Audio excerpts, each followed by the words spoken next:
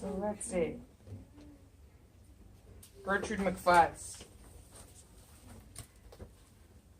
There once was a girl bird named Gertrude McFuzz, and she had the smallest plain tail ever was.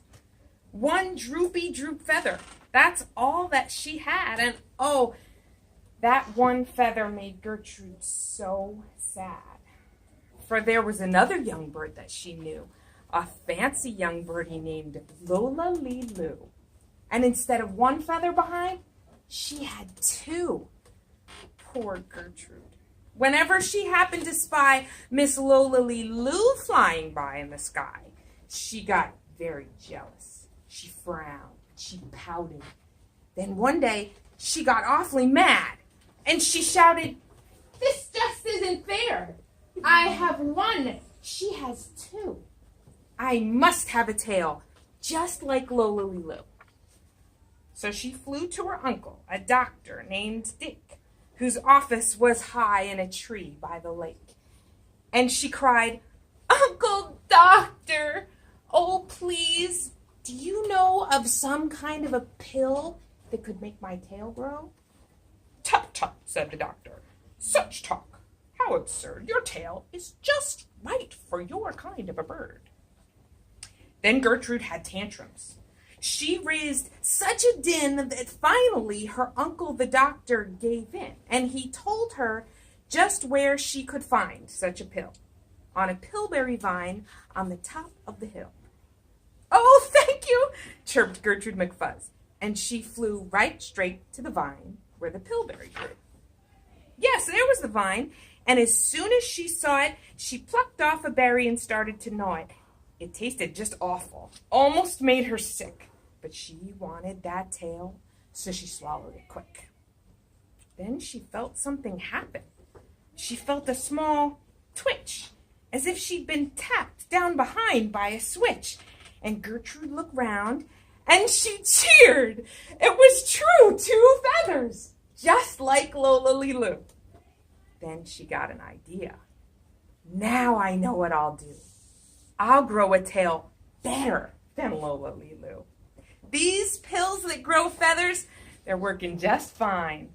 So she nibbled another one off of the vine. She felt a new twitch, and then Gertrude yelled, "Whee! Miss Lola has only just 2. I have 3.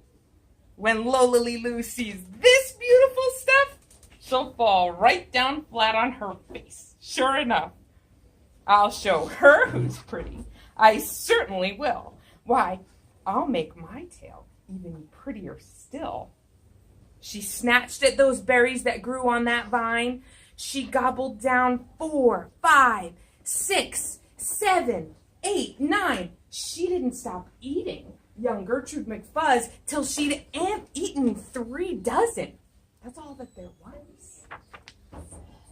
Then the feathers popped out. With a zang, with a zing, they blossomed like flowers that bloom in the spring, all fit for a queen. What a sight to behold! They sparkled like diamonds, and gumdrops, and gold, like silk, like spaghetti, like satin, like lace.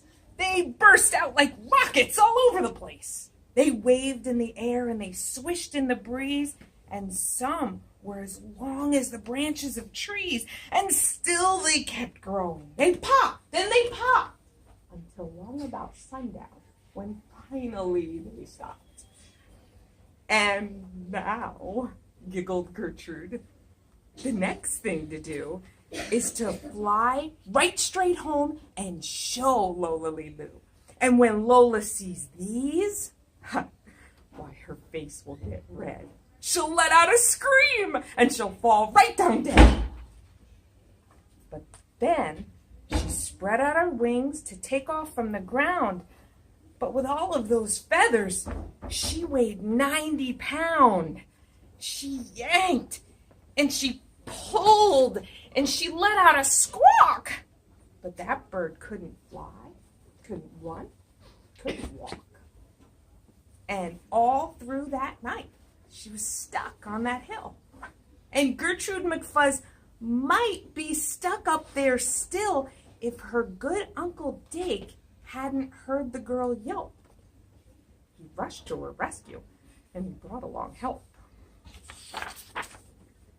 To lift Gertrude up almost broke all their beaks. And to fly her back home, it took almost 2 weeks. And then it took almost another week more to pull out those feathers. My Gertrude was sore.